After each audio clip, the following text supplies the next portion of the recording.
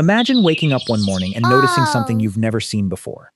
Today, you'd probably recognize it almost instantly. You'd know your first period has arrived. Your first thought today might be, where can I find a pad? But thousands of years ago, that wasn't even an option. Instead of buying products from a store, families often relied on materials they already had around them. Today, you might text your mom. Back then, your mother was probably standing right beside you, explaining what was happening face to face. There was no internet, no health class, no YouTube videos. Almost everything a girl learned came from the women in her family. And here's something surprising. For many ancient cultures, a girl's first period wasn't only a personal moment. It marked the beginning of adulthood. Some communities celebrated it quietly. Others believed it carried powerful spiritual meaning. Every culture had its own traditions, but here's the question historians have spent years trying to answer. What did ancient women actually use during their periods? The answer depends entirely on where they lived. Egypt looked very different from Greece. Rome was different from China. Geography changed everything. Let's begin in ancient Egypt, where the dry desert preserved clues that historians can still study today. If your period started today, you'd probably head straight to the bathroom. In ancient Egypt, a young girl might have gone straight to her mother instead. There were no instruction booklets. Everything was passed down through conversations between mothers, grandmothers, sisters, and aunts today. You can buy dozens of different period products. Ancient Egyptian women had to make their own from materials already available. Historians believe soft linen was one of the materials that may have been used because Egypt produced enormous amounts of linen for everyday life. Unlike disposable products today, these cloths would likely have been washed, dried, and reused many times. It might sound unusual now, but for thousands of years, reusing cloth was completely normal. In fact, many families around the world still use reusable cloth products today. Today's products are designed for comfort. Ancient women depended on whatever was practical, washable, and available in their environment. Even without modern medicine, women developed knowledge through generations of experience. Families shared what worked long before science could explain why. One thing many people imagine is that ancient women simply suffered in silence. But history tells a much more complicated story. Just like today, every girl's experience was different. Some were frightened, others were prepared. Much depended on the women around them. Today, you can buy period products almost anywhere, but imagine living in a world where every solution had to come from nature or your own home. Now let's travel from Egypt to ancient Greece, where daily life looked completely different, but young girls still experienced the same biological milestone. Your body hasn't changed much in thousands of years. A girl's first period in ancient Greece happened for the same reason yours does today. What changed wasn't biology, it was the knowledge, traditions, and resources available to each family. Historians know far less about everyday menstrual care in ancient Greece than many people assume. Ordinary family routines were rarely written down. That means some details remain a mystery. Archaeologists piece together clues from clothing, textiles, artwork, and surviving writings. Today, if something feels unusual, you can ask a doctor. In the ancient world, experienced women in the community were often the trusted source of advice. And despite what movies sometimes suggest, ancient women weren't thinking about history. They were simply solving everyday problems the best they could. Across the ancient world, one lesson appears again and again. Knowledge wasn't stored in books. It lived in conversations between generations. But ancient Greece wasn't the only civilization with unique traditions. Next, we're heading to ancient Rome, where family life, medicine, and women's health took on new forms. Think about your bathroom for a second. You probably have tissues, soap, clean water, and maybe a cabinet full of personal care products. An ancient Roman girl had none of that. Instead, she depended on what her family had prepared long before that day ever arrived. Just like parents today prepare for a baby's first steps, many families prepared girls for the day they would become women. That first conversation probably mattered much more than the cloth itself. Knowing what was happening could make the experience far less frightening. Today, we understand menstruation because of biology and medicine. Ancient Romans explained many body changes using the medical ideas of their own time. Some of those ideas were surprisingly thoughtful. Others were completely wrong. That's how knowledge grows over time. It's easy to laugh at ancient beliefs. But remember, people can only work with the knowledge available in their own generation. 1,000 years from now, people may look back at some of our medical advice the very same way. One thing that hasn't changed is the importance of support.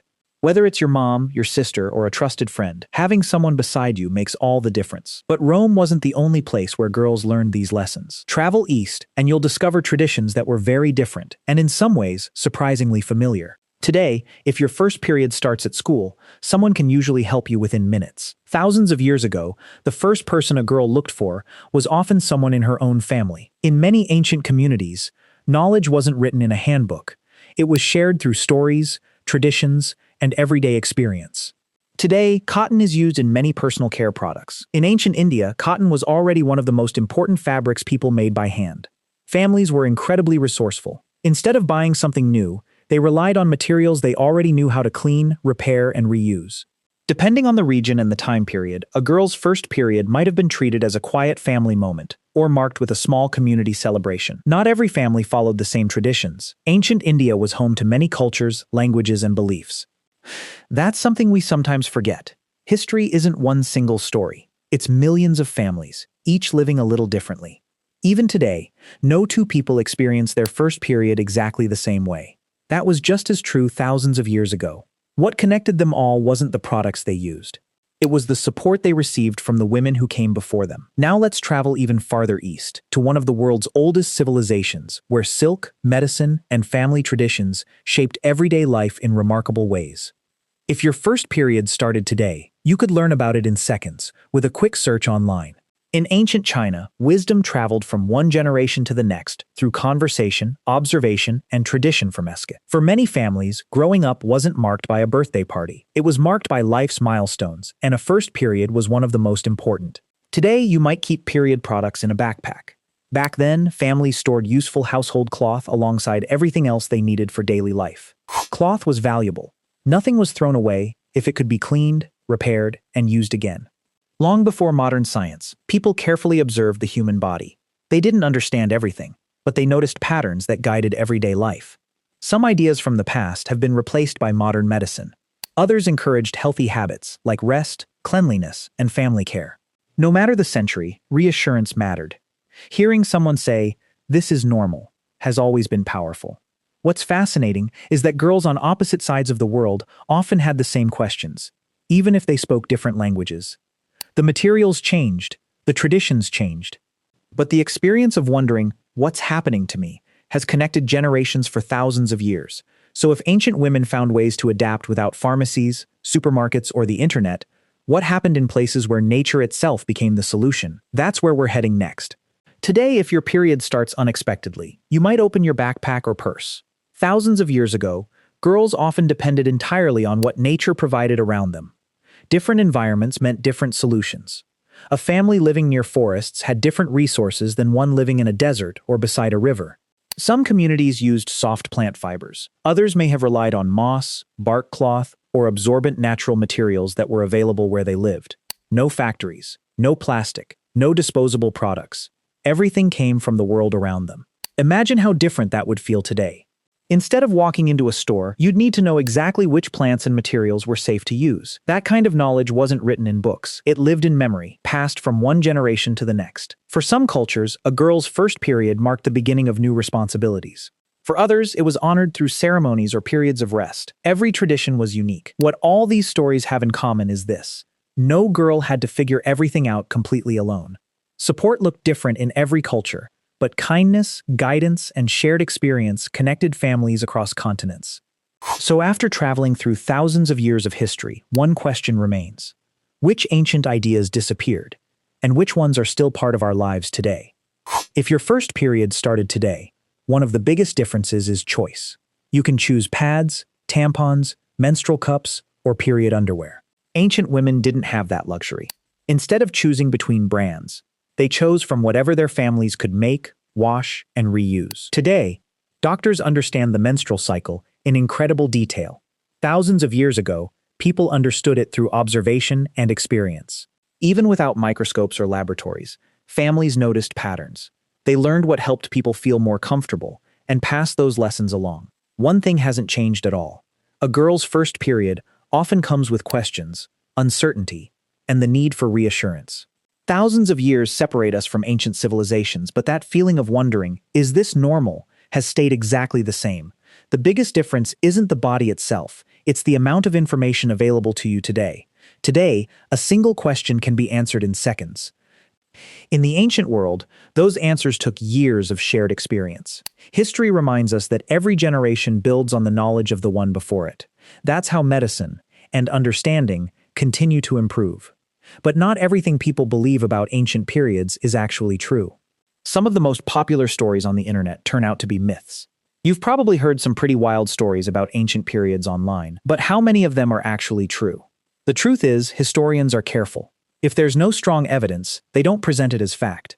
That's why you've probably noticed something throughout this video. We've said, historians believe, or evidence suggests, instead of pretending we know everything. History isn't about making up exciting stories. It's about following the evidence wherever it leads. Sometimes, the most honest answer is simply, we don't know yet. And that's what makes archaeology so exciting. Every new discovery has the potential to change our understanding of the past. Think about it. A small piece of cloth buried for thousands of years can tell us more than an entire legend passed down through generations. That's why real history is often more fascinating than fiction. It's built from tiny clues that survive the passage of time. When you compare all these civilizations, one thing becomes clear. Human bodies haven't changed very much, but human knowledge certainly has.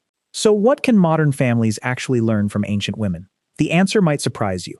If there's one thing history teaches us, it's that every generation tries to make life a little easier for the next one.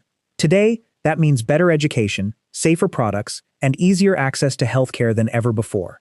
But thousands of years ago, the greatest source of knowledge wasn't technology, it was trust. Imagine growing up without books, television, or the internet. Every important lesson came from someone who cared enough to teach you. That's something that hasn't changed. Even today, a caring conversation can mean more than any instruction manual. Modern science has answered many questions that ancient families couldn't, and because of that, millions of girls today can better understand what's happening to their bodies. But science didn't replace compassion, it simply gave compassion better tools. Whether it was an Egyptian village or your own neighborhood today, reassurance has always been one of the most powerful forms of care. History reminds us that every mother, grandmother, sister, and mentor becomes part of a chain stretching across thousands of years. And maybe that's the biggest lesson of all. Menstruation has always been part of the human story, even if the way people understood it kept changing. Think about this for a moment. Every woman alive today is connected to generations of women who lived thousands of years before her. Every family had its own traditions. Every culture had its own beliefs. But every generation faced the same moment when a young girl experienced her first period. The products changed, the knowledge changed, but the experience of growing up is something every generation has shared. History isn't just about kings, queens, and battles. It's also about ordinary families solving everyday challenges. Sometimes the most important discoveries aren't made on battlefields. They're found inside homes, where knowledge quietly passed from one generation to the next. That's why historians pay attention to everyday objects. A piece of cloth, a woven basket, or a handwritten scroll can reveal how ordinary people lived. When we study history, we're really studying people, not just dates and places. And maybe that's why these stories still matter today. They remind us that people in the past were just as curious, caring, and resourceful as we are. The world has changed dramatically, but kindness, guidance, and family support have never gone out of style. Now there's just one final question. What does this incredible journey through history really teach us? After traveling through thousands of years of history, one thing becomes clear. Ancient women weren't so different from us after all. They cared about their families. They solved problems with the resources they had, and they passed their knowledge on to the next generation. Today, we have access to modern healthcare, scientific research, and products designed to make life easier. That's an incredible achievement, built on centuries of learning.